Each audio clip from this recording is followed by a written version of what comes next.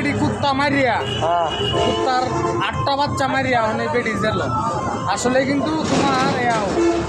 জীব হত্যা মহাপাপ এটা একটা প্রাণী এটা হচ্ছে একটা প্রাণী এটা মারছে না তো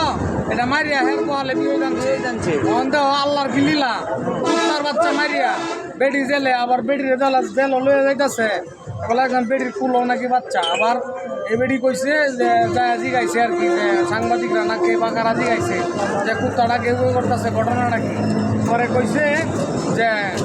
এই মহিলার বাচ্চা নাকি কয়ে দিছে যে আমার আম্মা কুত্তার বাচ্চা বস্তাত করিয়া পুষ্কুনিত না হালাই দিছে